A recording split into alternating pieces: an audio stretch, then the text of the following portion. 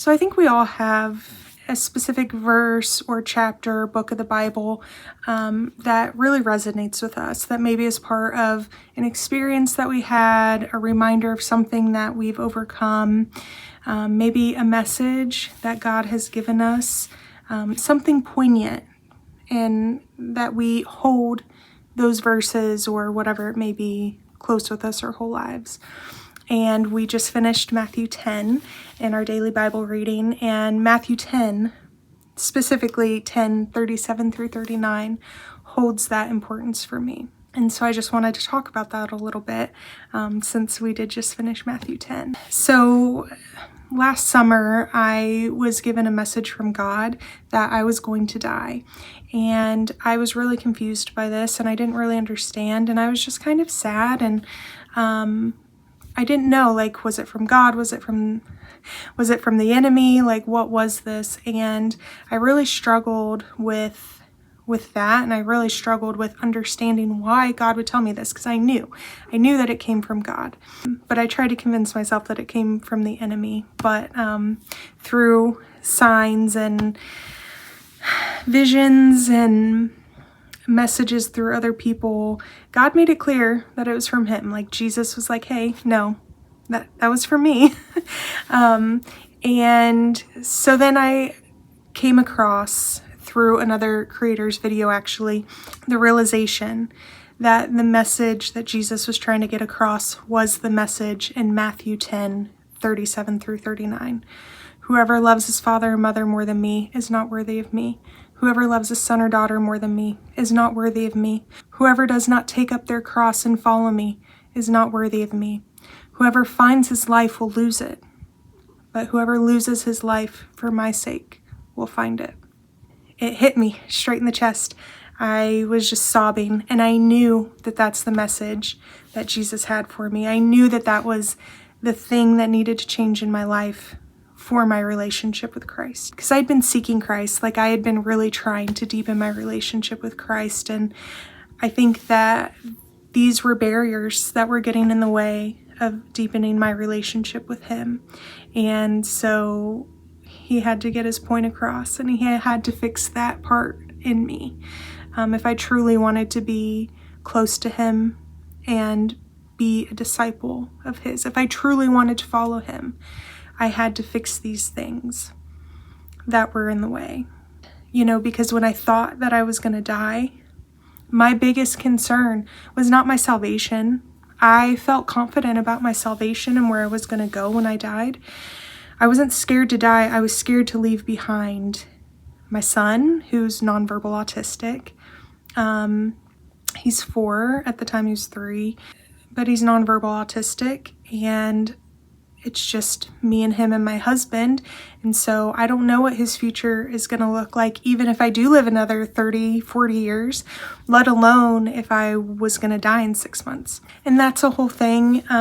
You know, I'm unable to biologically have my own kids. I had ovarian cancer, and my ovaries were removed when I was in my 20s. And so just even the process to get my son through egg donation and IVF, which I know in religious circles is controversial. When I did it, that wasn't even really a thought because I wasn't that deep in my faith, but it is a thought now that I have. But I'm super thankful to have my son, despite his challenges. Like I said, he's nonverbal autistic, and so there's a lot of challenges with him. But so I was just confused, like, why would I go through all these things? Like, I feel like my life was spared the ways in which they did find my cancer and it was removed and all of these things. So like, I felt like my life was spared.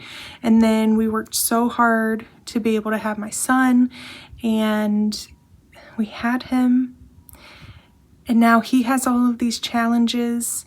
And we've been set up in a way that I can be a stay-at-home mom with him. And so all of these things have just like been building up to where I feel like, you know, I'm supposed to be taking care of this child of God. You know, my child, but he's a child of God. And I'm supposed to be his caretaker. And then to feel like I was gonna die and I wasn't gonna be here to do that. And I just didn't understand, like none of it made any sense to me. And then I was also nervous about leaving my parents.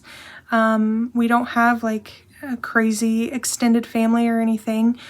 And so we have a pretty tight circle in our little family. And I feel like as much as my parents support me, I try and be there and supportive of them. Not that we're responsible for each other, we're all adults, but just, you know, life is challenging and we don't have a big circle. And so I was fearful of leaving my parents and my son. And so those were my biggest fears. When I got the message from God that I was going to die or that I needed to die, because that is the feeling that I had, was that I was not needed here anymore. So I needed to die because I was needed elsewhere. That was really confusing for me because I feel like I'm needed here. And so I didn't understand. You know, and like I said, I wrestled with, did this come from God or did it come from the enemy? Because I had been pursuing Jesus. I'd been pursuing Jesus harder than I ever had in my life. I told my husband about a month or two before all of this happened, felt like I had been pushed off a ledge into really deep faith. I had always had faith, but I felt like I was just like pushed off a ledge into really deep faith. And I was really seeking wisdom and I was seeking to be obedient to God's will. And so I was just reaching out a lot to Jesus, asking Jesus to be with me, asking for God's will to be done and for me to know God's will and be obedient to God's will. So then when all of this happened, I thought, well, maybe this is from the enemy, because the only thing that would make me want to separate myself from God was feeling like God was going to take me from what I loved most in this life. So I thought maybe this is from the enemy, you know, like maybe the enemy is trying to get me to separate from God because I'm pursuing him. So I kind of convinced myself of that, even though when it happened, I felt like it was God. And then so one night I just asked God for a sign. I was outside on the patio swing, looking into the sky, and I said, God, if this was you, show me a fish. If it was the enemy, show me a serpent, snake, serpent, whatever. If this is me just conjuring up my own like anxieties, then show me my initial. Side note, at the time I was not going to a church, so I had my friend, I had never had a church that I went to regularly, and so my friend set me up with her pastor, so I went and met with him, and essentially the vibe that I got from him was that like, maybe you're just anxious. Like he told me to go get a living will to help calm my anxieties, because any of us can die any given day. And so that was his, prayer, but outside of that, like,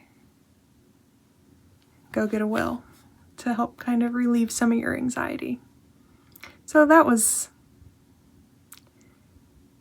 maybe not the best advice for the situation I was dealing with, but he didn't know me, and it was practical advice, I guess. So I asked God for a sign. So I'm like in prayer. I finish my prayer and I look up in the sky, and wouldn't you know, there's a big old fish. It's the only thing that wasn't just like a random cloud shape in the sky. It was just a big fish. And so then I just asked why. Like, why? I don't understand. And there's a lot of crying. This happened over like a week and a half. There was a lot of crying. And then I was with my son one night. We were playing. My husband had already gone to bed. Me and my son were playing, and he was just like so full of joy. And I was kind of like, he was sitting on the back of the couch, and I was just kind of holding him, and I'm just like sobbing because it was so joyful. And I just got this feeling like in a few months, I might not be able to experience this anymore. Like, I might be gone and not able to have these moments with him ever again. It was really sad. And so I'm just like sobbing. I'm like half holding my son with him sitting on the back of the couch, just like looking at me, and I'm just like sobbing. And all of a sudden, my son grabs both of my hands with his hands. And he starts wiping the tears from my face with my hands. And in that moment, as I'm looking at my son, he's wiping the tears, I saw Jesus. And I don't mean the feeling that I got was Jesus. I mean, I saw Jesus in my son. Saw him in my son. I cry a lot. Okay. That was not the first time my son's ever seen me cry, and it was not the last time. I cry a lot. I'm an emotional person. And my son has never, not before, not since, has never tried to wipe the tears from my eyes or paid attention to me crying at all, because like I said, he's autistic. He doesn't have those like social things.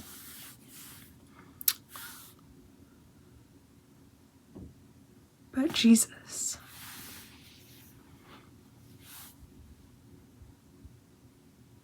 But Jesus.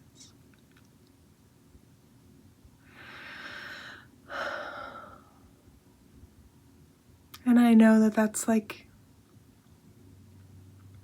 so when I say that, sometimes people say, oh, well, like, you know, like they think I saw Jesus means that like I saw the love. Like there are people who are like, oh, we all have Jesus in us. No, I saw Jesus's face. He was there, wiping the tears from my eyes through my autistic son. Then that night, some just out of the ordinary things happened kind of in the middle of the night with like my husband and stuff. And then I woke up the next morning with a text from my husband. He didn't know anything had happened that night with me and my son. He was already in bed when all this was happening. And I wake up the next day and he knew what I had been experiencing. He didn't know about the fish and he didn't know about my son, but he knew the message that I had gotten and that I didn't know if it was God or the enemy and all these things.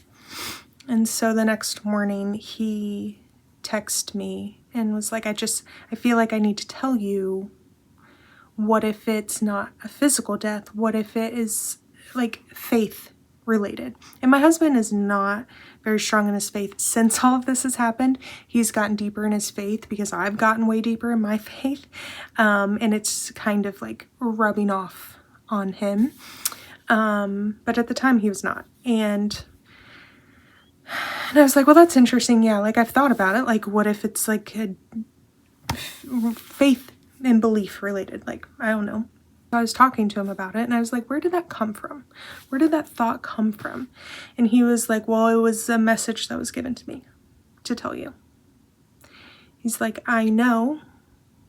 He's like, I got this message when I was sleeping that I had to tell you that it's not a physical death. It's not a person that's going to die. It doesn't have anything to do with our marriage. It is faith-based. He's like, and I knew that I had to tell you that. And he had woken up in the middle of the night because I was texting him about something and he woke up and whatever. Anyway, and he's like, I woke up when you were texting me and I was reminded that I needed to tell you this and I didn't. And then when I woke up this morning for the third time, I was reminded that I had to tell you this message. He's like, so that's why I text you, because I didn't want to wait anymore. And the way that he would describe it is like, it was like this, like, you know, and people send like important emails and it's just like, hey, read this, you know. He's like, that's what it was like. It was like this flashing important like email that like it wasn't going away until I told you what I had to tell you. He's like, I know it didn't come from me. I know that it was given to me to tell you. And this is someone who has never really had faith or belief or anything. Then I was like, okay, well, that makes me feel a little better, but I still don't really understand. The next day, I was scrolling and saw this video, and he was talking about, you know, we live our lives too much for ourselves and not enough for Jesus. And he quoted gospel and said, he who loses his life will find it.